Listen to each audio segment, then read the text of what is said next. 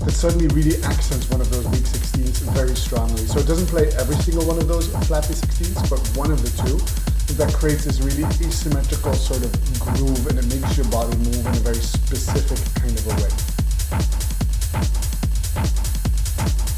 This is usually what I'm talking about when I talk about syncopation, is taking one of those weak 16th notes and really prioritizing it quite highly. And this is maybe a chance to do a little detour into another drum programming concept, which I like to call the shaker contour. The shaker contour is a velocity curve that looks like this: low velocity, mid velocity, high velocity, mid velocity. So if we describe this very slowly, it goes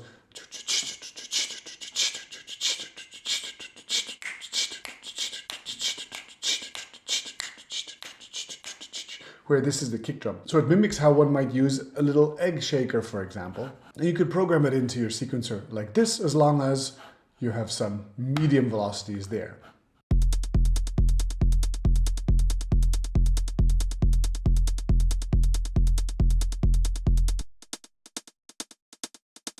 There we go. So we get to mark the downbeat, the upbeat, and then the flappy 16 notes, but on a softer level than before. This works just as well with toms. It's quite nice. So you see the shaker contour as a shape. You can apply that in many, many different places. You can apply it to your synthesizers, and it's something that shows up everywhere.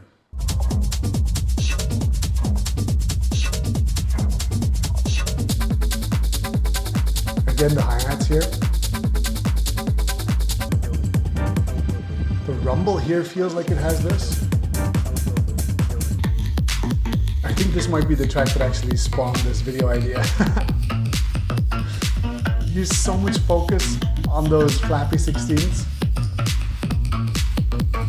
My God. All right, I think you get the point. So the flappy 16th notes are the key to unlocking a kind of a hypnotic, groovy techno, or just a rhythm in general. It doesn't have to be in techno. And then there's also the shaker contour, which allows you to incorporate that sort of within the metronome of making everything a little bit groovy. I guess before we say goodbye, it is worth noting, by the way, that shuffle has an enormous impact on the perception of this. It can really change the way that that rhythm feels and how you dance to it. It can also quickly feel like too much, so go easy on it, but experiment with it, because it is a powerful tool to explore different shades of this particular color of rhythm, if that makes sense. Thank you very much for listening to me today. Anyway, I have to go further explore Berlin. Go follow one of my courses or sign up to the mailing list to stay up to date on the Underdog Classroom in Brussels. Like the video and subscribe. Say something nice to me in the comments, and I will see you in the next video. Take care.